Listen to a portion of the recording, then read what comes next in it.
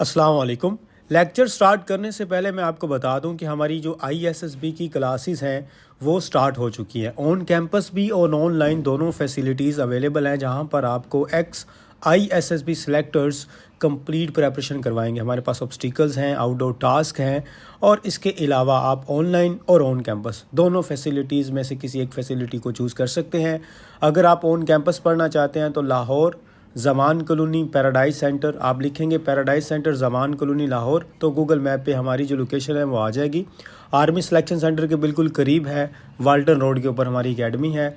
और अभी हम लेक्चर स्टार्ट करते हैं। फ़ी स्ट्रक्चर वगैरह आपको हमारे गिवन नंबर पर टेक्स्ट करने से बता दिया जाएगा, और मज़ीद आपने कोई भी इन्फॉर्मेशन लेनी हो तो आप हमारे इस नंबर पे टेक्स्ट कर सकते हैं। Thank you. Gentlemen, Assalamu alaikum. Before we start the introductory lecture regarding ISSB, first of all, small introduction. Although you can see on the screen, I am Colonel Anwar Hussain, retired. I was GTO and G2 selection. That was during my first tenure, during 99 and 2000. And during my second tenure, which is 2007-2009, I was Deputy President and Senior GTO. So we will generally talk about what actually ISSB is. So you have to understand what I tell you, because understanding the system will make your chances bright for selection and recommendation at ISSB. ISSB, Inter-Services Selection Board, which has role to assess the leadership potential of the candidates by taking sustained observations of their effective behavior, which is revealed in the spontaneous natural reactions by the candidates through different tests. So you can see two things here are in bold. Firstly, leadership potentials, and then spontaneous natural reactions. Basically, ISSB is seeking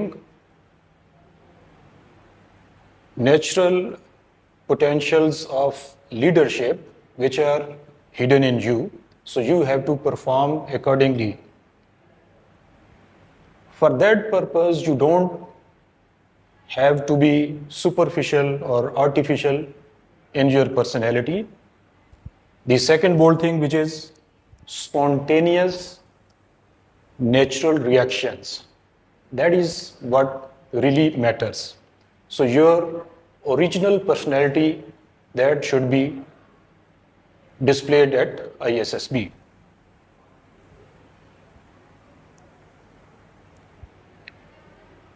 Okay, now we will talk in simple language which we use on daily basis. Not English, not Urdu, I call it Urdish. थोड़ी सी अंग्रेजी होती है और थोड़ी सी उर्दू होती है, mix करके जैसे हम बोलते हैं, ताकि अंडरस्टैंडिंग सब लोगों के लिए बेहतर हो जाए। तो बेसिकली पर्सनैलिटी असेसमेंट की जब हम बात करते हैं, ISSB के अंदर हर बच्चे की अपनी एक यूनिक पर्सनैलिटी है। ठीक, अच्छा, जब मैं बात करता हूँ यूनिक पर्सनैलिटी की, तो इसका मतलब ये है कि किसी भी एक इंसान की पर्सनैलिटी दूसरे से नहीं मिलती। इवन घर के अंदर जो भाई होते हैं, बहनें होती हैं, बहन भाई आपस में, उनकी पर्सनैलिटी में भी डिफरेंस होता है।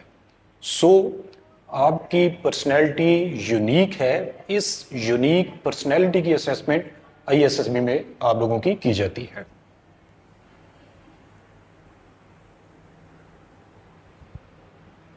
पर्सनैलिटी असेसमेंट कैसे करते हैं, जो मैं मिसाल देता होता हूँ एकेडमी में, वो माउस की है, कंप्यूटर माउस जब हम कहते हैं। कंप्यूटर माउस में क्या क्या ट्रेट्स होने चाहिए, क्या क्या करेक्टरिस्टिक्स होने चाहिए, उसकी पर्सनैलिटी कैसी होनी चाहिए, जिसको देखते हुए हम एक अच्छे वाला माउस अपने लिए सिलेक्ट करें। अगर आप गौर करें तो सबसे पहले इस साइड पे अगर आप देखें तो कोई भी जो माउस है उसकी कॉस्ट उसको आपने देखना है। फिर ये देखना है कि वो लेज़र है या ऑप्टिकल है, वायरलेस है या वायर्ड माउस है, कितने सेल उसमें पड़ते हैं। आजकल तो मेरा ख्याल एक ही सेल पड़ता है, पहले किसी ज़माने में 2 भी पड़ते थे। रेंज अगर वायरलेस है तो उसकी कितनी रेंज है, सेल्स की लाइफ कितनी है। ये सिंपल माउस है या गेमिंग माउस है। इसके एर्गोनॉमिक्स कैसे हैं, that is how easily it can be used. आपके हाथों को और आपकी आंखों को और आपके दिमाग को इस्तेमाल करते हुए कितनी आसानी से आप इसे इस्तेमाल कर सकते हैं। साइज अगेन एक मुनासिब साइज होना चाहिए, ना छोटा हो ना बहुत बड़ा हो। बटन उसके प्रोग्रामेबल हैं या सिंपल हैं, सॉफ्टवेयर इसका अवेलेबल है या नहीं, क्या हम इसमें अपनी तरफ से कोई कस्टमाइजेशन करना चाहें तो कर सकते हैं। इसके कनेक्टिविटी फीचर्स क्या है, ब्रांड की रेपुटेशन क्या है, again that matters a lot. और क्या इसकी वारंटी है, और बाद में अगर कुछ छोटा मोटा इसमें नुक्स होता है तो उसको रेक्टिफाई करने की सपोर्ट मौजूद है या नहीं। अभी ये सारी चीज़ें मिलकर एक माउस की पर्सनैलिटी बनाती हैं। तो जब हम बात करते हैं ISSB में, तो ISSB में यही वाले फीचर आपकी पर्सनैलिटी में टेस्ट किए जाते हैं। लेकिन ये चूंकि हमने माउस की एक एग्जांपल ली हुई थी, ISSB ने उनको 14 क्वालिटीज का नाम दे दिया है। लीडरशिप क्वालिटीज, उसमें सबसे पहले 6 मस्ट क्वालिटी हैं, जो प्लानिंग एबिलिटी है, रिस्पॉन्सिबिलिटी है, डिटर्मिनेशन है, इमोशनल स्टेबिलिटी है, इंटेग्रिटी और करेज है। अच्छा, फिर 4 शुड क्वालिटीज हैं, जिसमें प्रैक्टिकल एबिलिटी है, इनिशिएटिव है, इन्फ्लुएंसिंग एबिलिटी है और सोशल रिलेशंस।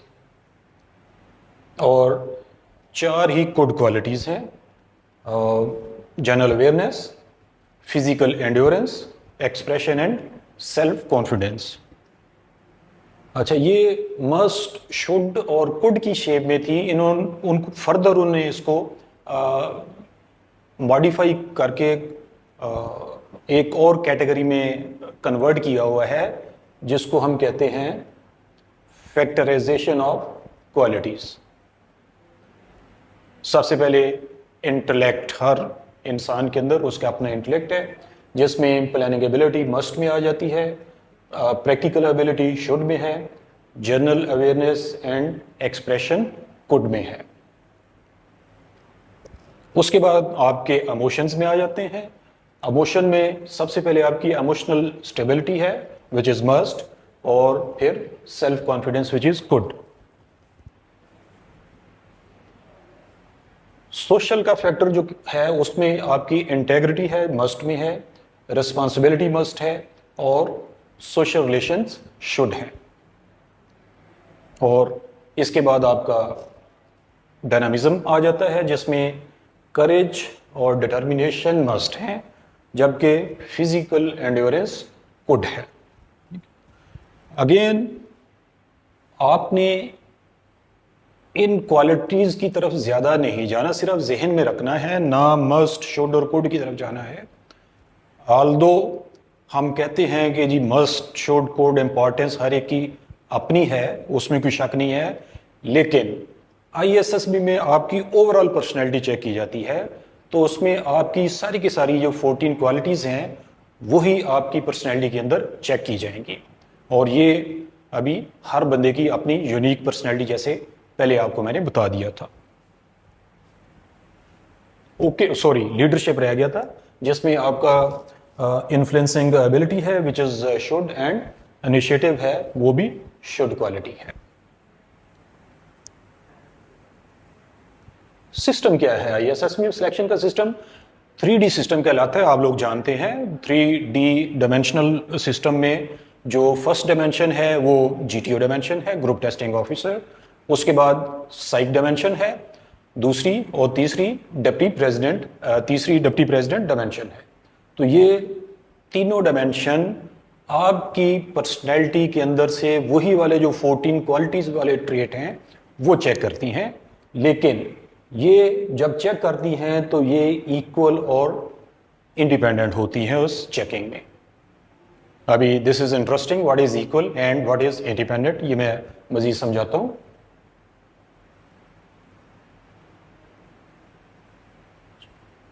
अच्छा, पहले इंडिपेंडेंट पे आ जाते हैं। इंडिपेंडेंट में अगेन दो एस्पेक्ट आपके आ जाते हैं। पहला टेक्निक है, जीटीओ, साइक और डिप्टी प्रेसिडेंट की आपकी पर्सनैलिटी को असेस करने की टेक्निक एक दूसरे से इंडिपेंडेंट है। यानी जो जीटीओ है वो आपका ग्रुप बिहेवियर 2 दिन में उसके टेस्ट होते हैं, कुछ इंडो टास्क होते हैं, कुछ आउटडोर टास्क होते हैं। वो ग्रुप बिहेवियर के थ्रू आपकी पर्सनैलिटी असेस कर रहा है। अभी याद करें कि मैंने बताया था कि ये तीनों सिलेक्टर बेसिकली आपकी पर्सनैलिटी असेस कर रहे हैं, वही 14 क्वालिटीज, ठीक है। तो अभी जीटीओ जो है वो आपकी पर्सनैलिटी आपके ग्रुप इंटरेक्शन और ग्रुप बिहेवियर से चेक करता है। साइकोलॉजिस्ट वही वाली चीजें, वही क्वालिटीज आपके अंदर से रिटन टेस्ट के थ्रू चेक करता है, जबकि डिप्टी प्रेसिडेंट उनका एक इंटरव्यू होता है, 20 मिनट, 15-20 मिनट, आधा घंटा, पौना घंटा, घंटा, 1.5 घंटा, डिपेंड्स कि वो किस तरीके से आपको लेके चलता है। तो वो इंटरव्यू अकॉर्डिंगली कंडक्ट करके आपकी पर्सनैलिटी में से वही लीडरशिप क्वालिटीज को देखता है। अच्छा, टेक्निक का मैंने बता दिया, तीनों की डिफरेंट है। फिर असेसमेंट इज इंडिपेंडेंट। ये क्या चीज है? आप जब जाते हैं आईएसएस में तो आपको तकरीबन 10 कैंडिडेट के एक सब ग्रुप में तकसीम कर दिया जाता है। इन ग्रुप को अल्फाबेटिकली नाम दे दिया जाता है, ABCDEFGH ग्रुप वगैरह वगैरह। से फॉर एग्जांपल आपका F ग्रुप है, उसका जो तीनों सिलेक्टर्स हैं उनको एक दूसरे के बारे में पता नहीं होता आखिरी दिन तक, ठीक है। आखिरी दिन जो आपका बेसिकली रिजल्ट जो फाइनल डे होता है उसकी मैं बात कर रहा हूं। उस वक्त तक जीटीओ को नहीं पता होगा कि ये जो एफ ग्रुप है इसके साथ डेप्टी कौन है, साइक कौन है। साइक को नहीं पता होगा इसके साथ जीटीओ या डेप्टी कौन है, और इसी तरह जीटीओ को नहीं पता होता कि इसके साथ साइक या डेप्टी कौन है। सो उनकी असेसमेंट एक दूसरे से इंडिपेंडेंट होती है। फाइनल डे जो कॉन्फ्रेंस डे कहलाता है उसमें सुबह सुबह एक चिट आ जाती है इनके पास। जब वो उधर पहुंचते हैं तो फिर उनको पता चलता है कि अच्छा इस ग्रुप के जो बाकी 2 सिलेक्टर्स कौन हैं। उस वक्त तक वो आपके बारे में अपनी राय मुकम्मल करके लिख के स्टैंप लगा के रिकमेंडेड नॉट रिकमेंडेड आपकी पूरी रिपोर्ट लिख के उनके एक मखसूस फॉर्म होता है। अगेन आपको बॉदर करने की ज़रूरत नहीं है, लेकिन वो एक ही फॉर्म होता है तीनों के पास। फॉर एग्जांपल फॉर्म का नाम हम कहते हैं जी SP38 है, ठीक है जी। तो SP38 फॉर्म जीटीओ के पास भी वही है, SP38 फॉर्म ही साइक के पास है, और SP38 ही डिप्टी प्रेसिडेंट के पास है। क्यों? क्योंकि आपको पहले मैंने बता दिया था कि आपकी पर्सनैलिटी की असेसमेंट तीनों ने डिफरेंट एंगल से की है, देख वही चीज़ें आपके अंदर से रहे, तो इसलिए एक ही फॉर्म है तीनों के पास। तो वहां तक उनकी अपनी जो असेसमेंट है वो मुकम्मल हो चुकी होती है। इक्वल पे आ जाएं। इक्वल की जब हम बात करते हैं तो अगेन इसमें 2 एस्पेक्ट आ जाते हैं, रैंक और ओपिनियन। रैंक की जब हम बात करते हैं तो डिप्टी प्रेसिडेंट लेफ्टिनेंट कर्नल या इक्विवेलेंट रैंक का होता है। एयरफोर्स का तो विंग कमांडर होगा, नेवी का तो कमांडर होगा। जीटीओ मेजर और equivalent rank squadron leader air force की सूरत में, और लेफ्टिनेंट कमांडर नेवी की सूरत में। जबकि साइकोलॉजिस्ट जो हैं वो कैप्टन, मेजर, लेफ्टिनेंट कर्नल तीनों में से कोई भी हो जाते हैं।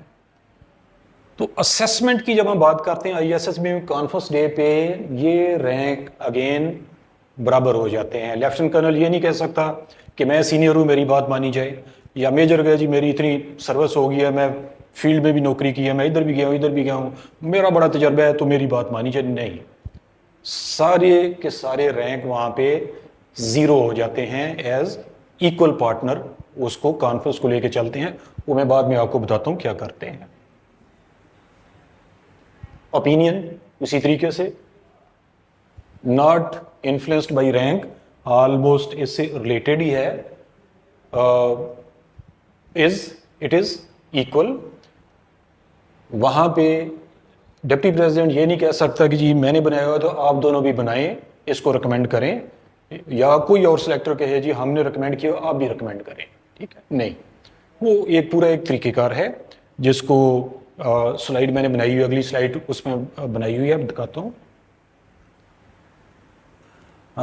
रिकमेंडेशन मैट्रिक्स इसको मैं कहता हूँ चार्लीज एंड डेल्टास। चार्ली आप समझे कि रिकमेंडेड है और डेल्टा नॉट रिकमेंडेड है, ठीक है। तो जब बोर्ड की कार्रवाई शुरू होती है तो तीनों वहां पे बैठे होते हैं। अभी मैंने डायमेंशन सिलेक्टर 1 2 3 किया है, ये इसलिए मैंने इसमें साइक, जीटीओ या डिप्टी प्रेसिडेंट नहीं लिखा, क्योंकि आपको बता दिया तीनों बराबर हैं। तो ये ना हो कि मैं कोई लिखूं कि ये जीटीओ है, ये डिप्टी प्रेसिडेंट है, इसके पास रिकमेंडेड है, इसका नहीं है, आप लोग अगेन समझे कि नहीं शायद किसी की वेटेज ज्यादा है, इसलिए मैंने सिलेक्टर 1 2 3 कर दिया है, तो तीनों में से कोई भी हो सकता है। सो रिकमेंडेड की सूरत में टिक है, नॉट रिकमेंडेड क्रॉस है। अभी तीनों सिलेक्टर्स उधर जब बैठे हुए डिस्कस करते हैं तो सबसे पहले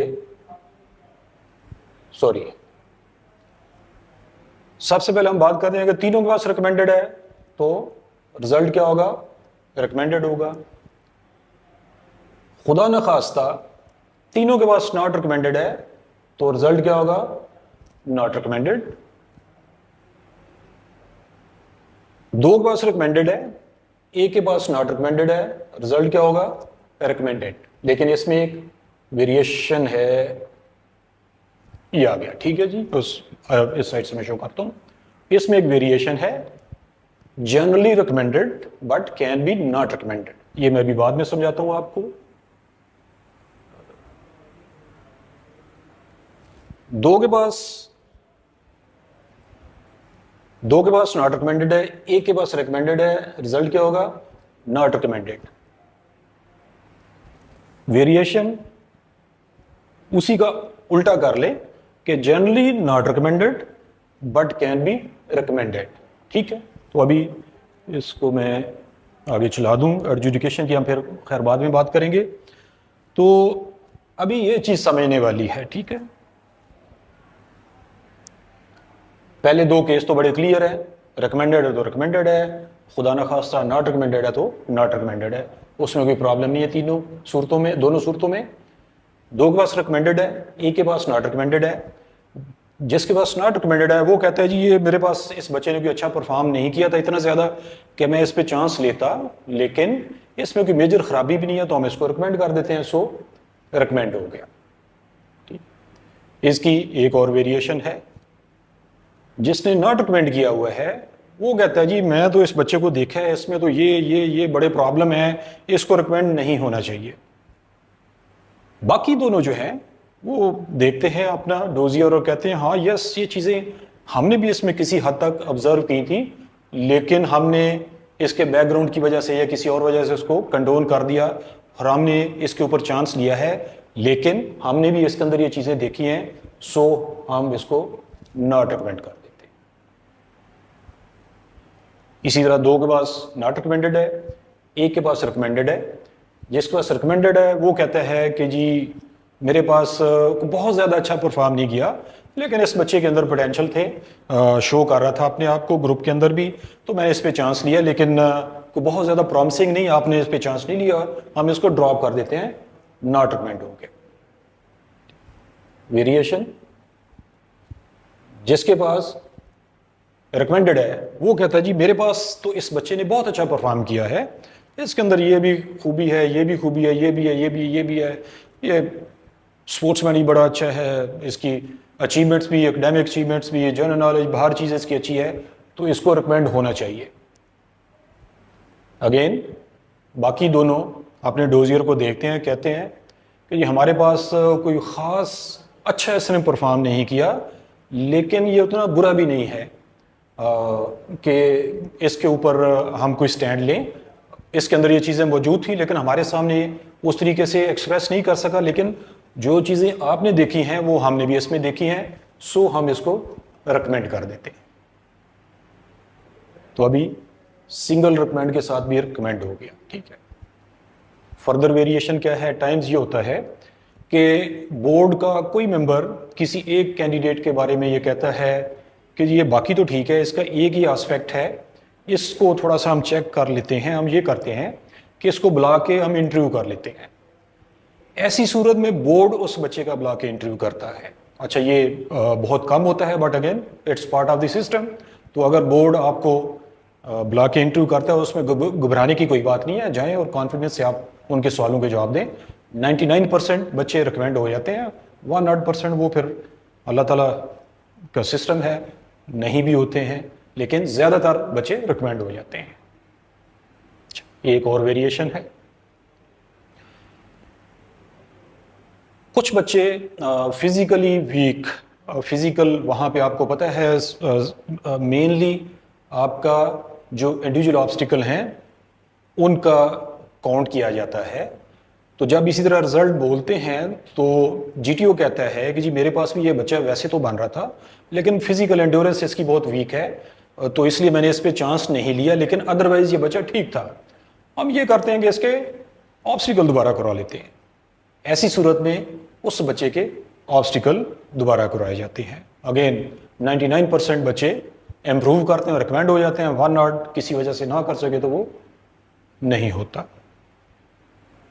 एक और वेरिएशन रह गई है आखिरी, कोई एक सिलेक्टर बीच में कहता है जी इस बच्चे के अंदर बाकी चीज़ें तो ठीक हैं, लेकिन शायद ये कुछ एक आध खास एस्पेक्ट है, शायद इसकी कोई कमांड ठीक नहीं होगी, या ये लोगों को खामोश ज़्यादा रहता है, वो पोटेंशियल तो हैं लेकिन ये इसने एक्सप्रेस नहीं की है। तो हम ये करते हैं कि इसका कमांड टास्क दोबारा करवा लेते हैं।